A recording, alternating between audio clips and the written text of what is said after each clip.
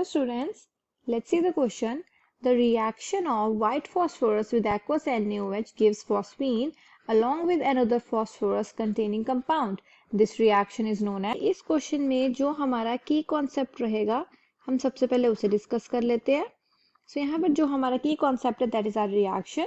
सबसे पहले हमने जो हमारा व्हाइट फॉस्फोरस है दैट इज P4 उसे हमने रिएक्ट करवाया है विद एक्वस NaOH एंड हमें यहाँ पर क्या प्रोडक्ट्स मिलेंगे, phosphine and NaH2PO2. Got it. जो हमारे पास यहाँ पर फॉस्फीन है उसका हम ऑक्सीडेशन नंबर निकाल लेते हैं. सो यहाँ पर जो हमारा P4 है सो यहाँ पर तो उसका ऑक्सीडेशन नंबर 0 है क्योंकि अपनी एलिमेंटल फॉर्म में है. इन PH3 यहाँ पर अगर हम कैलकुलेट करना चाहें तो हाइड्रोजन का होता है +1 एंड यहाँ पर हम फॉस्फीन के लिए लेते हैं x. So x + 3 × +1 is equals to 0, x + 3 is equals to 0, x is equals to -3. So यहाँ पर हमारे पास फॉस्फीन की आ गई है x is equals to -3.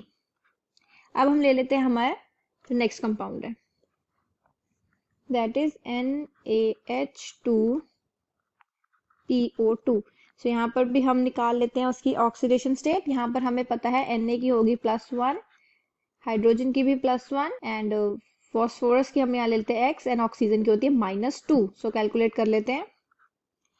+1 + 2 × +1 + x + 2 × -2 is equals to 0.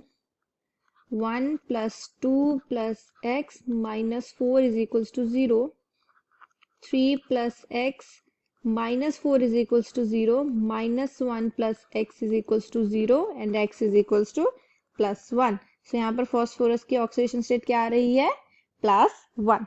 So यहाँ पर जैसे कि हमें पता है यहाँ पर हमने एक चीज क्या नोटिस की दैट यहाँ पर oxidation as well as reduction simultaneously हो रही है.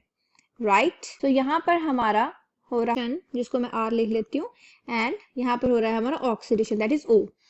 सो वो रिएक्शंस जिसमें simultaneously reduction and as well as oxidation हो उन रिएक्शंस को हम क्या बोलते हैं, disproportionation reactions. Got it? So that means B is the correct answer. I hope you understood the problem well. All the best.